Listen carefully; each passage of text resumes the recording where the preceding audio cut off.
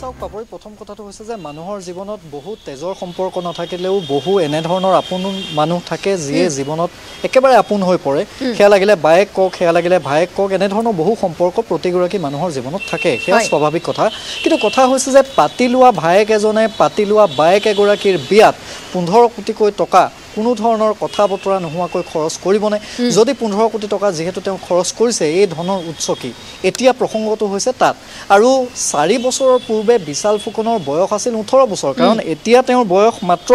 22 বছৰ আৰু 4 বছৰ পূৰ্বে যেতিয়া 18 বছৰৰ পৰা তেওঁ এই কথাবোৰত চিন্তা চৰ্চা কৰিছে এই কথাবোৰত যেতিয়া তেওঁ এই গোটেই প্ৰবঞ্চনাৰ জালখন মেলিছে তাত যে প্ৰত্যক্ষভাৱে সুমি বৰাৰ হাত আছে এই কথাটো আৰক্ষীৰ হাতত ইতিমধ্যে তথ্য আহি পৰিছে বাবে সুমি বৰাক বিচাৰি এতিয়া অভিযান চলাইছে জুৱা নিশাৰ পৰা সুমি বৰাৰ ফোন সুইচ অফ সুমি বৰাক লৈ এতিয়া আৰক্ষী ব্যস্ত হৈ পৰিছে মহানগৰ আৰক্ষীয়ে সুমি বৰাৰ যিটো এড্ৰেছ সেই এড্ৰেছটো ডিব্ৰুগড় আৰক্ষীক বিশালে ভুল কৈ দিছে যাতে কিছু সময় পায় সুমি বৰা পলাই থাকিবলৈ সেইবাবে সন্দেহ কৰা হৈছে যে সুমি বৰাৰ বাসগৃহত গুৱাহাটীৰ যিটো বাসগৃহ সেই বাসগৃহত বিশালৰ এনে কিছু আপত্তিজনক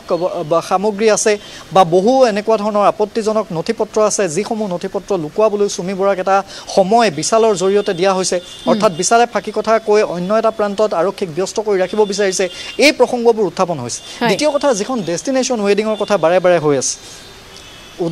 উদয়পুৰত যিটো ডেষ্টিনেশ্যন ৱেডিং এইগৰাকী সুমি বৰাই আয়োজন কৰিছিল পৰৱৰ্তী সময়ত তেওঁ বাৰে বাৰে কৈছিল যে তেওঁৰ নিজৰ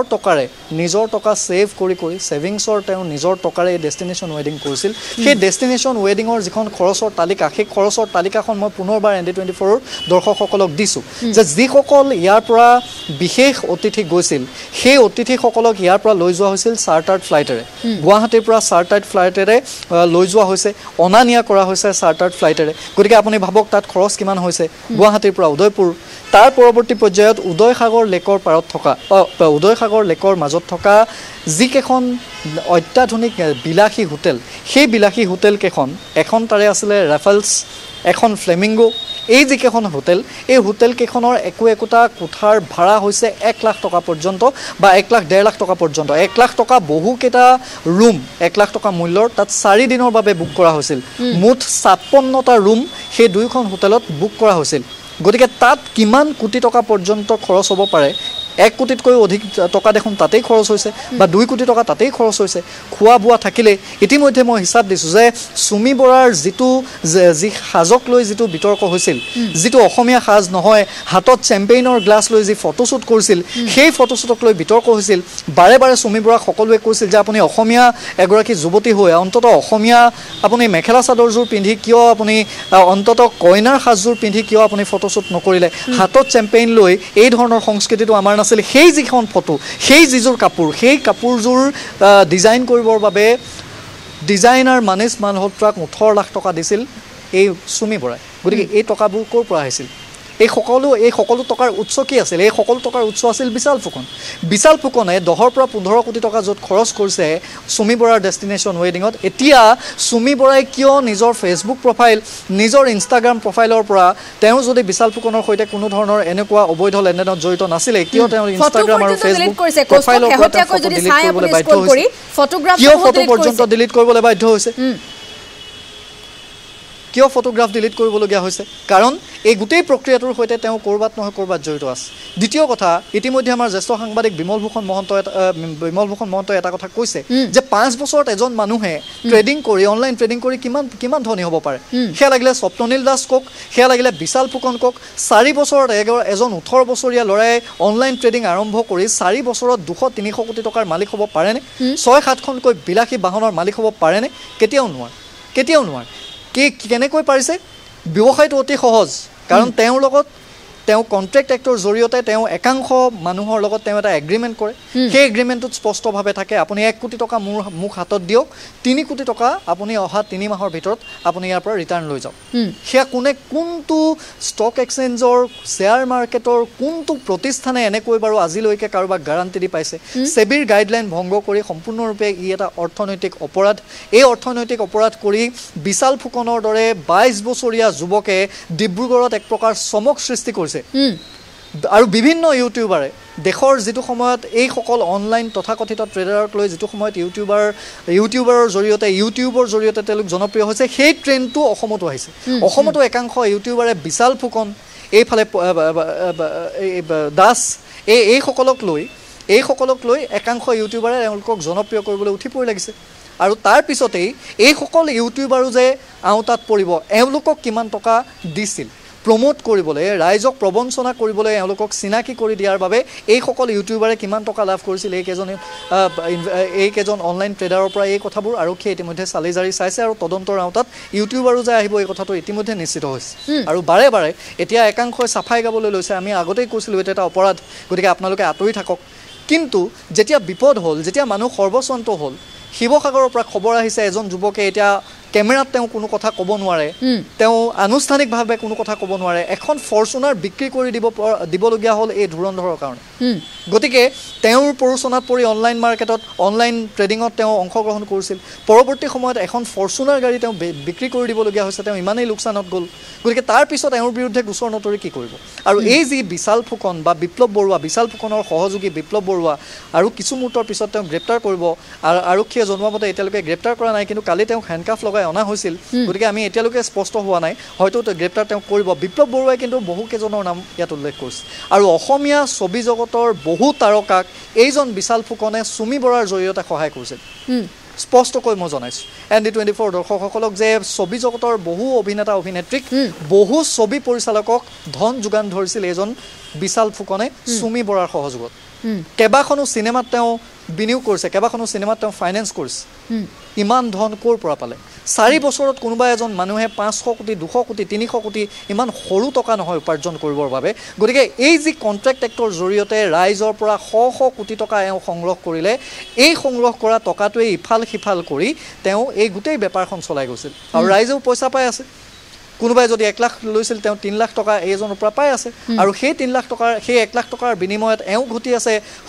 আৰু অধিক লক্ষাধিক টকা গতিকে এই যিখন বেপাৰ এই বেপাৰ সম্পূৰ্ণৰূপে এটা অৰ্থনৈতিক অপৰাধ ইতিমধ্যে আৰক্ষীয়ে তৎপৰ হৈছে আৰু ND24ক এতিয়া একাংশ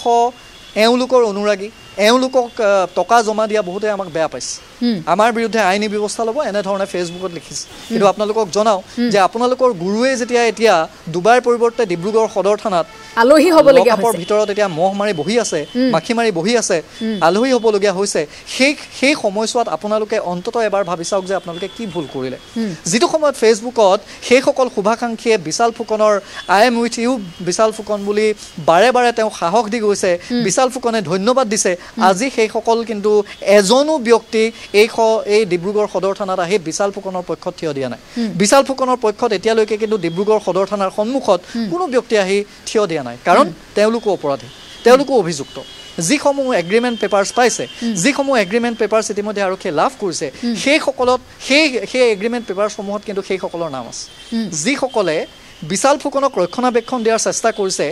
সেইসকলে যিসকলে স্বপ্ননীল দাসক ৰক্ষণাবেক্ষণ দিয়াৰ চেষ্টা কৰিছে সেইসকলো যে তদন্তৰ আওতাত আহিব সেই কথাটো ইতিমধ্যে আৰক্ষীয়ে কিন্তু স্পষ্ট কৰিছে আৰু সেইবাবেই বিশাল ফুকনক লগত লৈ ধাৰাবাহিকভাৱে অভিযান চলিছে আজি আদালতত দুইজনকে যদি বিপ্লৱ বৰুৱাকো গ্ৰেপ্তাৰ কৰা হয় তেতিয়াহ'লে আদালতত আজি দুইজনকে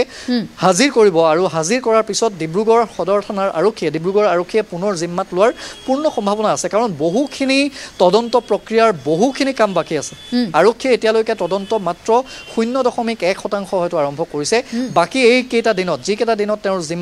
তেওঁলোকৰ জিম্মাত বিশাল ফুকন থাকে এই বিশাল ফুকনৰ মুখৰ পৰাই সকলোখিনি আৰক্ষীয়ে তথ্য লাভ কৰিব চুমি বৰাৰ ককায়েক আৰু নবৌয়েকৰ সৈতে কেনেধৰণে ধন বিনিয়োগ কৰিছিল যিটো ঔষধৰ কোম্পানী সেই ঔষধৰ কোম্পানীটোত কেনেধৰণে ধন বিনিয়োগ কৰিছিল সেই ঔষধৰ কোম্পানী প্ৰমোট কৰিবলৈ কোন ইউটিউবাৰক মাতি লৈ আহিছিল এই কথাবোৰ ধাৰাবাহিকভাৱে আৰক্ষীয়ে চাই আছে ধাৰাবাহিকভাৱে প্ৰশ্ন সুধি আছে বিশাল ফুকনক ক'ত ধন পাইছিল ইমান ধন ক'ৰ পৰা আহিছিল ব্যক্তিগতভাৱে ষ্টক মাৰ্কেটত শ্বেয়াৰ মাৰ্কেটত ধন বিনিয়োগ কৰি 4টা বছৰৰ ভিতৰত 200 কোটি টকা 300 কোটি টকা সম্ভৱ হ'ব পাৰেনে উপাৰ্জন কৰা সেই প্ৰসংগবোৰ এতিয়া বিশাল ফুকনক লৈ আৰক্ষী ব্যস্ত হৈ পৰিছে আৰু পূৰ্ণ সম্ভাৱনা আছে জিম্মাত লোৱাৰ আৰু আদালতলৈ হয়তো আৰু 2 বা 3 বজাত তেওঁক হাজিৰ কৰাবলৈ দিয়া হ'ব আৰু তাৰ পিছত জিম্মাত লোৱাৰ পিছত বহুখিনি প্ৰসংগ পুনৰ উত্থাপন আহিব আৰু এটা কথা পাপৰি যে যিসকল লোকে বিশাল ফুকনৰ সৈতে কন্ট্ৰেক্ট কৰিছে বা যিসকল কন্ট্ৰেক্ট এক্টৰ জৰিয়তে এগ্ৰিমেণ্ট কৰিছে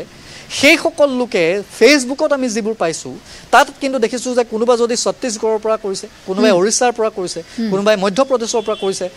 গতিকে এই ব্যক্তিসকলে বিশাল ফুকনক কেনেকৈ চিনি পালে যোগসূত্ৰটো কি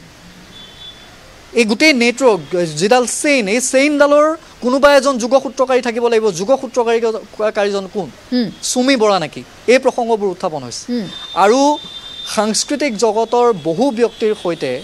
উঠা বহা থকা বা সাংস্কৃতিক জগতত এগৰাকী কোৰিঅ'গ্ৰাফাৰ হিচাপে কাম কৰি থকা সুমি বৰাই এতিয়া কি উত্তৰ দিব তেওঁ যদি হেতুই কৈছো মই কষ্টপ চাও আমি দেখি আহিছো দখম ধৰি দেখিছো এটাও স্পষ্ট কিয় তেওঁ বুকুত সাহস নহল হয় যে ইমান টকা অৰ্থাৎ আমি যদি চাওঁ আমাৰ অসমীয়া যিটো ইণ্ডাষ্ট্ৰি হয় অসমীয়া চলচ্চিত্ৰ জগতটো আজি উত্থানৰ বাবে প্ৰয়োজন হৈছে বহু সংখ্যক ধনৰ আৰু সেইসমূহৰ কাৰণে বহুতে কষ্ট কৰি আছে কিন্তু এনেধৰণে আজি সুমি বৰাই আজি 2-3টা বছৰত আহি যিটো পৰ্যায়লৈকে উঠিলে সেই পৰ্যায়টোত স্বাভাৱিকতে সকলোৰে প্ৰশ্ন উত্থাপন হ'ব আপোনাৰ ওচৰলৈ পুনৰবাৰ আহিম এই কথাখিনি আমি বিস্তৃতৰ ওপৰত আলোচনা কৰিবলৈ চেষ্টা কৰিম সুমি বৰাই বিয়াৰ পাছৰ পৰা আৰু ক'ত গৈছিল ক'ত ফুৰিবলৈ গৈছিল প্ৰতিটো মাহতে একোটা ফৰেন ট্ৰিপ কেনেধৰণে ল'ব পাৰে এই কথা বতৰাখিনিও আহিব কষ্টপ কিছু সময় আপোনাক লাইনত ৰখাইছোঁ স্বপ্ননীল দাসৰ আন এটা ব্ৰেকিং নিউজ এই মুহূৰ্তত আমাৰ হাতলৈ আহিছে স্বপ্ননীল দাসে একাংশৰ পৰা ধন লোৱাৰ নিশ্চিত তথ্য আহি পৰিছে ND24 হাতত কষ্টপ কিছু সময়ৰ বাবে আপোনাক এই মুহূৰ্তত ৰখাইছোঁ